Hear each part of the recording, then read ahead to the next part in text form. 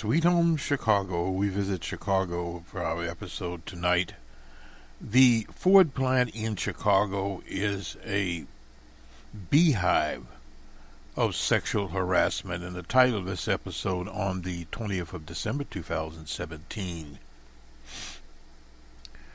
Courtual sexual harassment at the Ford plant in Chicago, or courtual sexual harassment at Ford in Chicago.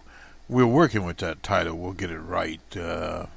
Before we're finished here, this comes from a New York Times article and on WBRN Radio in Boston, the Bostonred network. Let's get to the specifics here. This is a systemic historical discrimination case there at Ford in Chicago, and particularly two plants involved: the Chicago Assembly Plant and the Chicago Stamping Plant. Now, this is a different kind of case from, say, Harvey Weinstein or various other cases, Judge Moore, but it is a case over a number of years, more than 20 years. And what has happened here, the cases have went to the EEOC. Ford, of course, as you know, is a multinational corporation, has a professional human resources operation going on. And the workers there are represented by the United Auto Workers Union. And the EEOC involved, and a federal judge has sided with the women involved in this issue. An independent monitor was appointed to police the factory floor for several years. And what is the reason for this? A mixture, according to this article, of sex, swagger, suspicion, and racial resentment that makes the factory basically a cesspool. Let me just go and start this off here. Dateline Chicago. This is Sarah Chesra. Decades after the plant tried to tackle sexual misconduct at two Chicago plants, continual abuse questions raised about the possibility of change. Well, when you start dealing with institutionalized sexual harassment, it is very, very different from these individualized complaints, or even a series of complaints. As in the Cosby case, it was one-on-one, Cosby, some women involved. Now here you have many, many workers. You have an atmosphere here. Let me get into this. The jobs were the best they would ever have, collecting a union scale wage there, working at Ford, one of the America's most storied companies, but inside two Chicago plants, the women face menace. Bosses and fellow workers treated them as property of prey. Men crudely commented on their breasts, buttocks. Graffiti on the premises were carved into tables, spray painted into the floors, scribbled into the walls. These women were groped, pressed against them, simulating sexual acts or masturbation in front of them. Supervisors traded better assignments for sex and punished those who refused. That was a quarter century ago. Today, women at these plants say they have been subjected to many of the same abuses, and like those who have complained before, they said they were mocked, dismissed, threatened, ostracized. One described it being called a snitch bitch, while another was accused of raping the company. Imagine how you could rape Ford Motor Company. Many of the men who say they hounded them kept their jobs. In August, the federal agency, that's the EEOC, reached a $10 million settlement with Ford for sexual and racial harassment at the two plants. The lawsuit is still making it the way through the courts. This too happened before in the 1990s. A string of lawsuits and EEOC investigations resulted in a $22 million settlement and a commitment by Ford to crack down. Sharon Dunn, who sued Ford back then, the new lawsuit was a fresh blow for all the good that supposed to come out of what happened to us, it seems like Ford did nothing. She said, "If I had that choice today, I wouldn't have said a damn word." In recent months, women have spoke out about harassment at media companies, technology startups, in the entertainment industry, and, of course, on Capitol Hill. But the story reveals a stubborn persistence of harassment in an industry once exclusively preserved of men, where the abuse can be especially brazen. For the Ford women, the harassment has endured, even though the workplace, even though the they work for a multinational corporation with a professional human resources department. You'd think they're members. We already got this, but anyway, when we had to start this off, and then they cite members, various people here. The local union obligated to protect both sides, the accuser and the accused, was divided, with the leadership that included an alleged predator and even an outsider whom women turned to for help, including the lawyers. The EEOC left them feeling betrayed. Ford officials said they viewed the harassment as episodic and not systematic, with outbreaks in the 90s and another beginning in 2010 as new workers flowed in. Now, that was after the Depression of 2008, and Barack Obama, who was the president at the time, rebuilt the American automobile industry. Responding to a national outcry over sexual harassment, the chief executive there, Jim Hatchett, released a video to workers last week about appropriate behavior. The test would be if you go to work and have experiences and go home and tell your family about it and be proud of what went on, he said.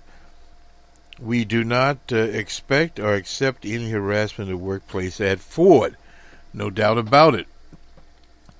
The local union, we already got this. Shirley Kane, who arrived at the stamping plant 5 years ago, had to fend off advances from supervisors, co-workers that saw her as fresh meat on the hook, so to speak. That was not the reality, she said. They don't even go on the floor, so they don't know what's going on.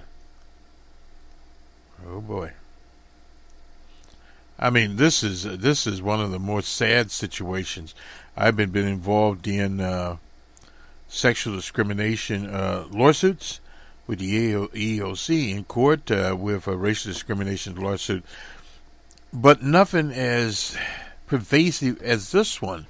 Normally, the corporations will stem somewhat the flow, but it hasn't happened here.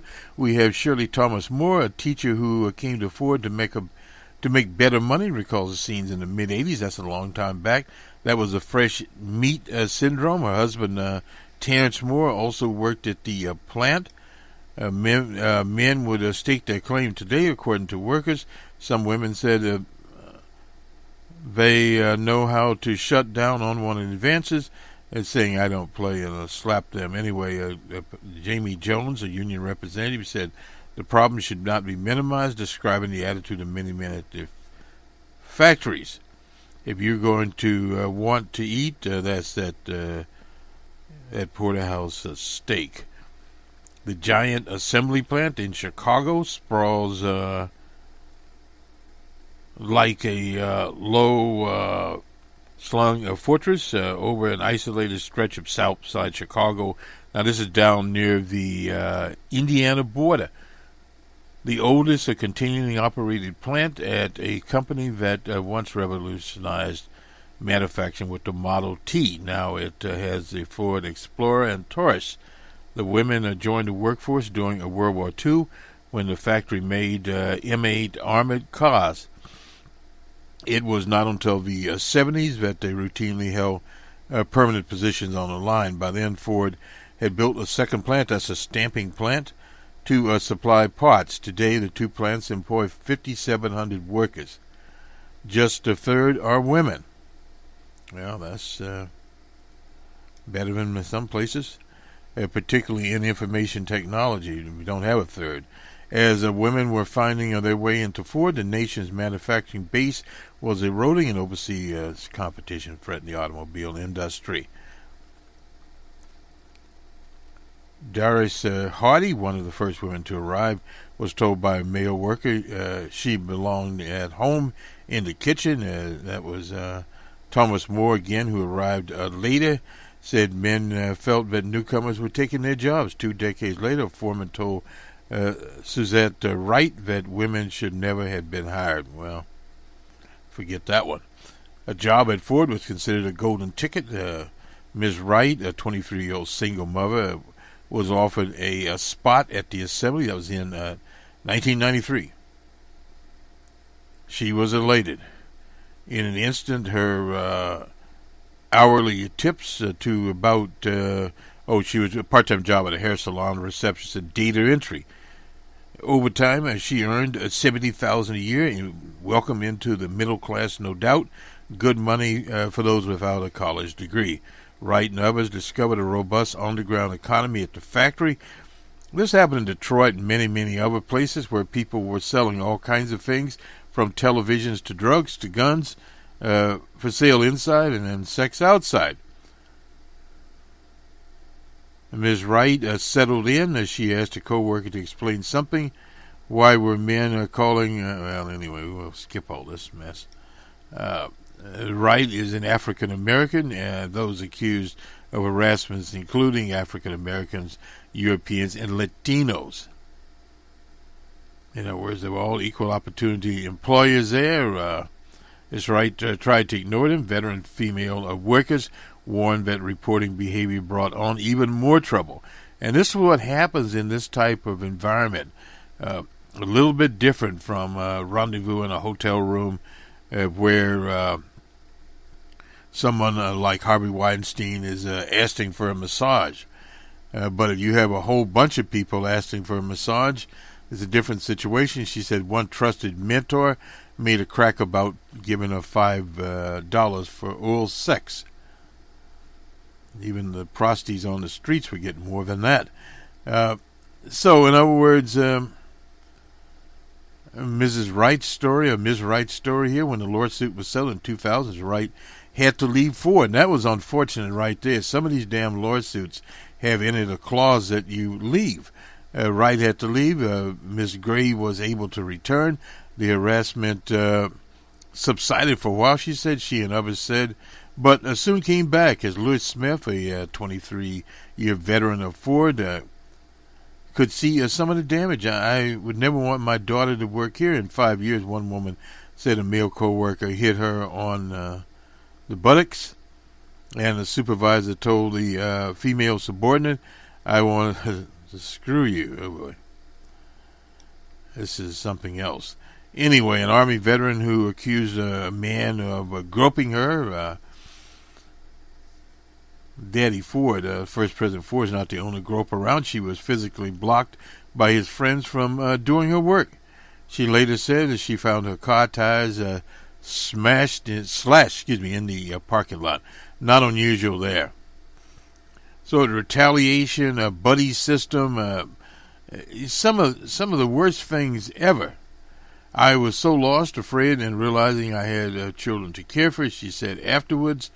She agreed and had sex with this man. Afterwards, she said her attendance record was no longer problems, and she got better assignments. She remembers thinking, where else are you going to go and make this kind of money? Moran Alexander, who was accused by multiple women, is the manager and was fired in 2014. Mrs. Morris worked now as an Estian for a fraction of what she earned at Ford. No person should have to endure that, she said, and of the inappropriate behavior at the factory. She had to force herself into a place of not feeling anything or not having any emotion to exist there. So she changed jobs, was forced to do a lower paying job, a divided union on this. Jones, the United be a worker representative recalls a recent meeting when he was advocating for both sides. This happens sometimes. The accused and the accuser, the union representatives, are caught between the women plea to stand with them and the men's plea to save their jobs. This always happens. The union got an impossible job, says George Gillon, who acted as an independent monitor at the two Chicago plants for 3 years. They're supposed to protect their membership. Unions feel that an ill position there. Let me just get back up here.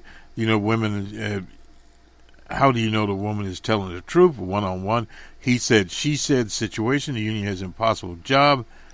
Some women at the plant said the union, whose leadership is mostly male, and no doubt about that, often met their calls for help with hostility, resistance. This happens many, many times in institutions. If you make a charge against an institution, the people there, many times those that are charged with investigating your claim, are openly hostile because they're protecting what they see as the integrity of the institution, whether it's a Ford plant or a governmental agency or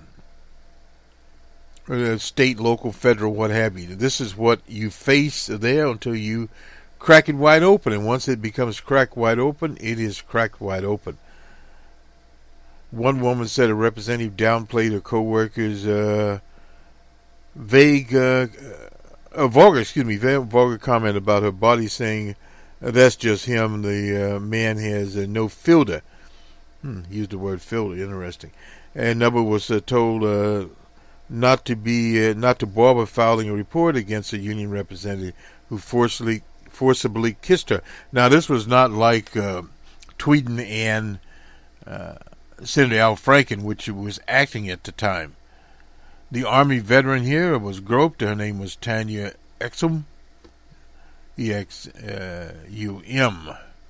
Recall the union rep saying it's not sexual harassment. He only did it one time. Oh, boy. The current lawsuit against Ford, which involves 30 plaintiffs, accused multiple local union reps of harassing women, obstructing their complaints. Big problems for these fellas. In 1979, even as sexual harassment was not yet a settled law. I remember that, and even earlier than that. A familiar concept to many Americans, the Automobile Workers Union is one of the earliest to include a clause in their contract with Ford and Chrysler allowing members to file grievance if harassment occurred. Its constitution condemned the sexual harassment, and the union incorporated with Ford in training that is according to Trish Pena, president of Local 551 in Chicago, said he emphasized the anti-harassment policy with every new employee at orientation. The Great Recession, now this is the Depression, ravaged the plant there, was on life support.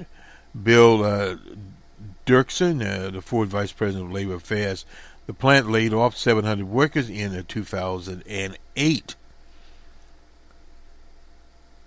Slashed the production. You're going to have sexual harassment if you don't have a company work for. Pena said the near-death experience haunt workers to this day.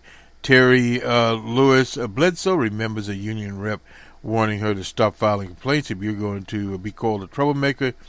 She recalled telling him, shot back, then I'm a troublemaker, I shall be. So another top official here, Alan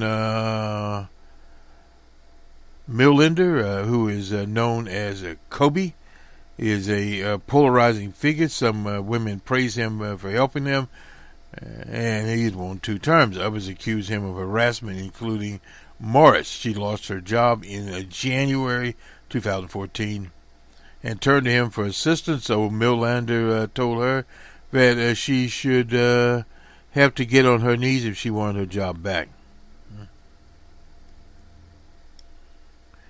I could not compromise myself, Ms. Moore said. My job was lost. Millender declined to be interviewed. My record at the Ford Company has always been impeccable. The truth is always going to be the truth. The national leadership of the UAW declined to interview. I bet they did.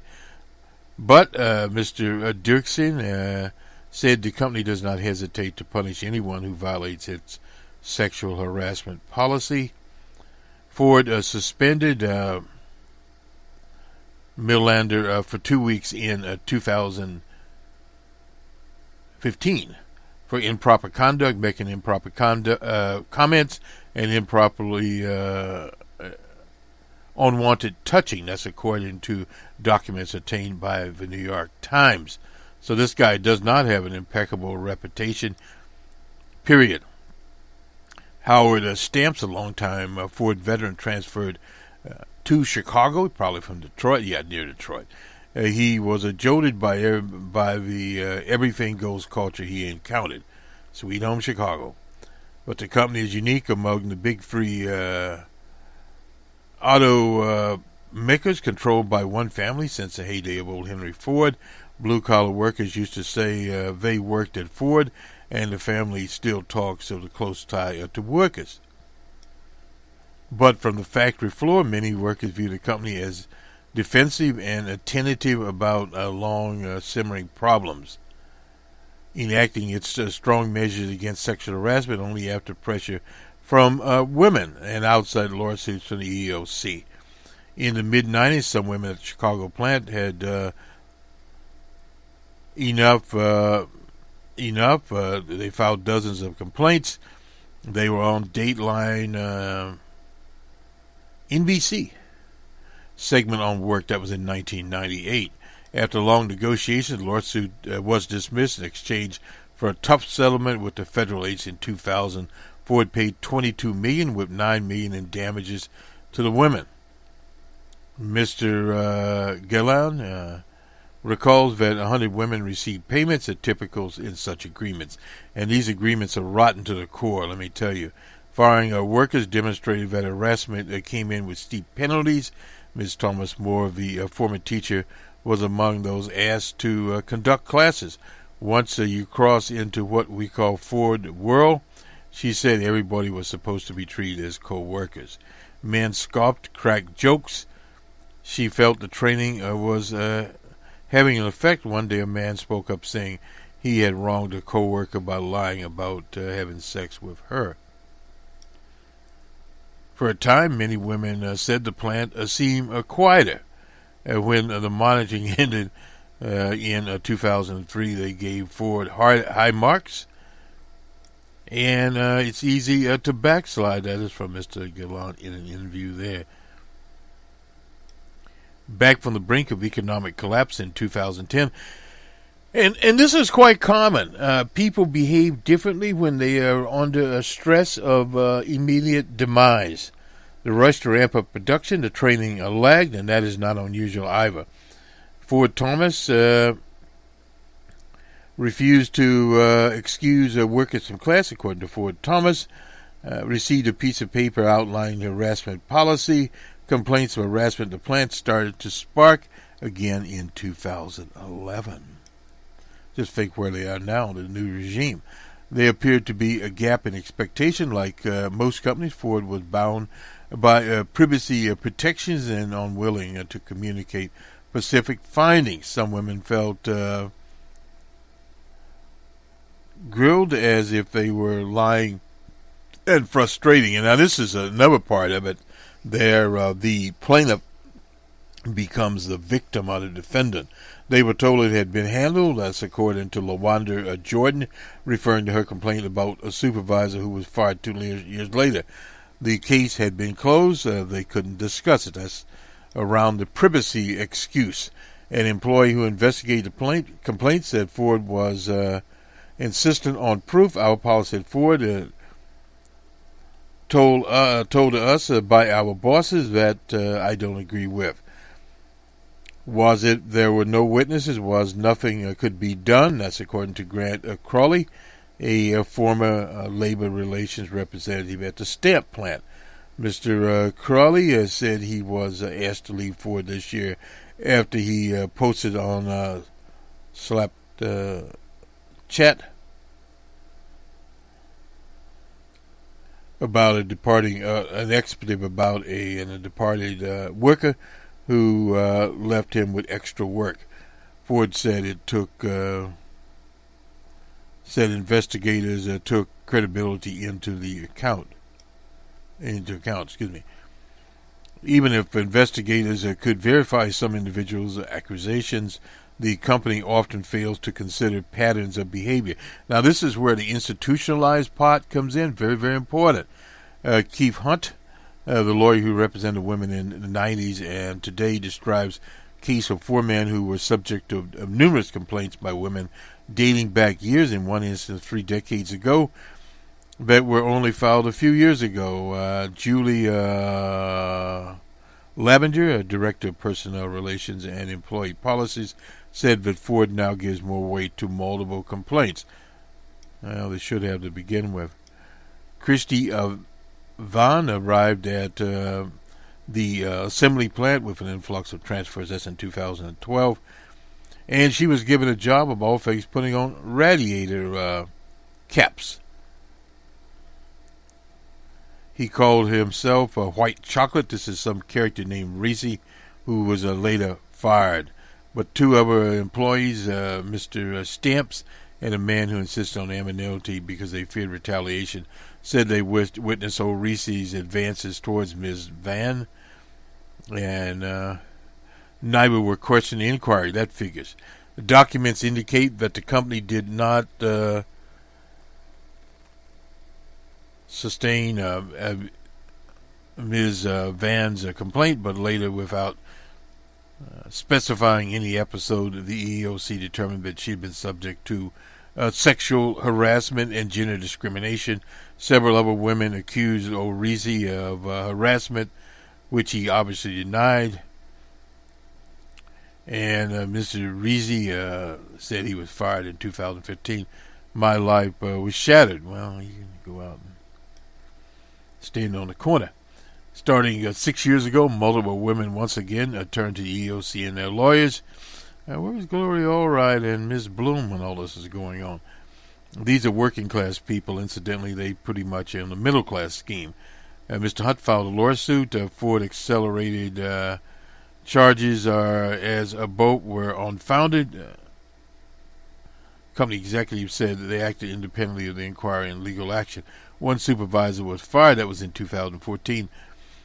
And according to David Cook, he is a Ford Human Resources Director of Global Operations. That summer, the company issued a new rule: salaried workers must disclose any family or romantic relations with subordinates.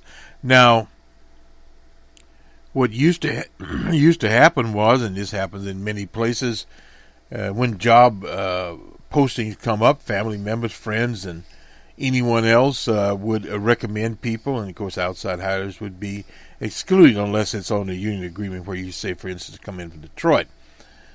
Grant Morton, a former top union official at the plant, filed a suit against Ford managers discouraging him from helping a woman submit a complaint and retaliate against him when he did.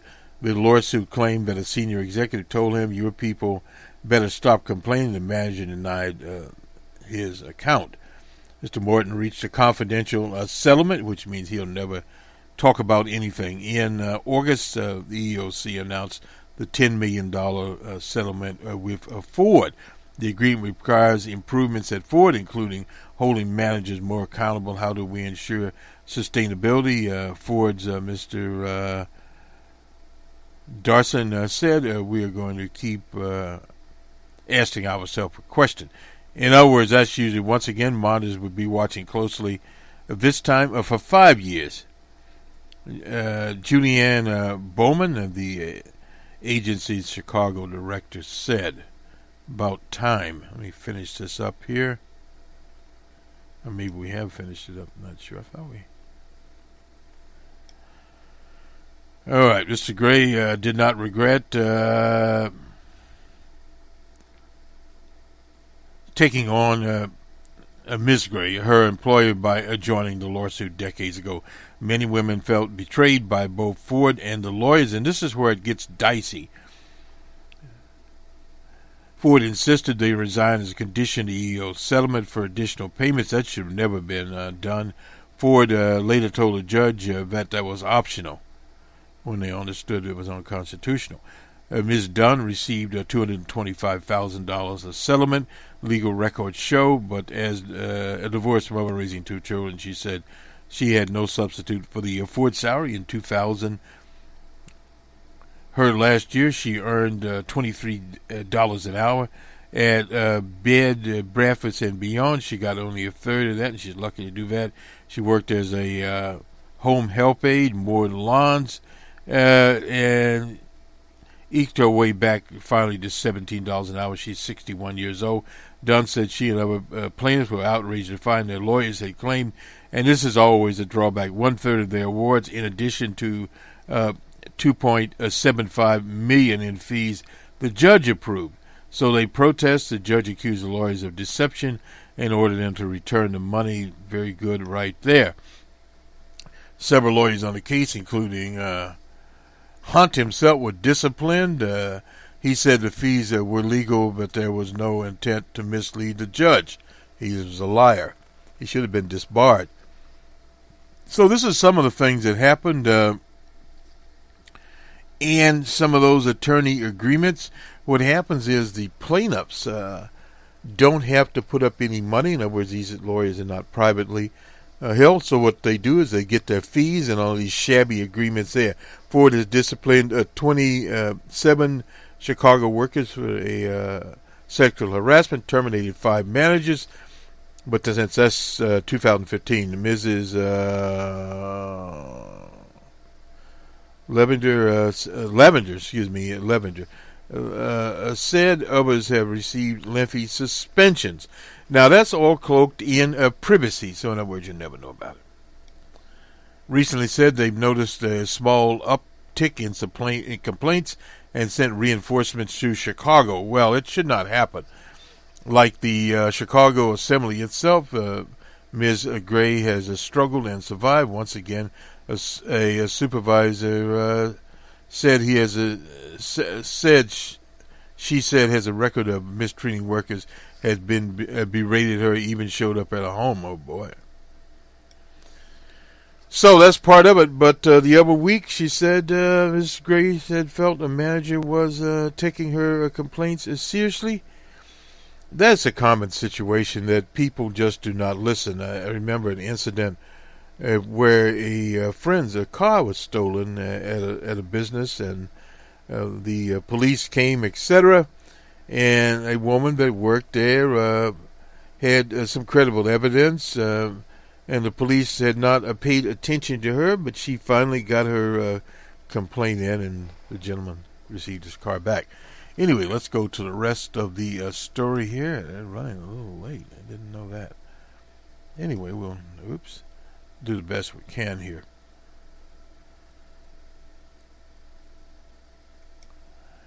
The Senate, has passed the sham tax bill. That's one of the things to know. And it will benefit, obviously, the rich. They have to go back and revote in the House tomorrow, and then they'll send it to DJ Trump. There were some things included in that bill that should not have been in the bill. That always happens. Let's do the scores here, since we're running a little late here. The Kings were at the 76ers in Philadelphia. Kings 101 to 95. The Pelicans were in D.C. The Wizards, they did have some wizardry.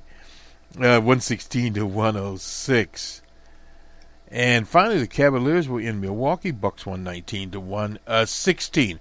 Incidentally, we talked about the bill last night, and there was a discussion, hopefully, called Section 702. It's in trouble in the House. The Patriots Caucus and various others there are not in favor of reorganizing it. The Freedom Caucus, get them right here in a minute. And some other libertarians, and according to Thomas Rooney, who chairs the House Intelligence Committee, noted that members there have a problem with it, adding he's glad to consider it alone. So the whole thing could fail. How the Senate will take this up, we don't know, but they have to the end of the month to repair this. And on our story on that was brought out over the weekend by the New York Times, It's on identified UFOs, extraterrestrial. The subject there, $22 million. They are still in business at the Pentagon for UFOs. There's some footage there. We'll cover this in another broadcast, but just want you to know it is still out there, and the UFOs are still out there. This is from the Washington Post. This will do it for us. Sexual harassment at Ford in Chicago, or culture of sexual harassment at Ford in Chicago, based on New York Times, a story. So Sweet Home Chicago is not as sweet as one would think.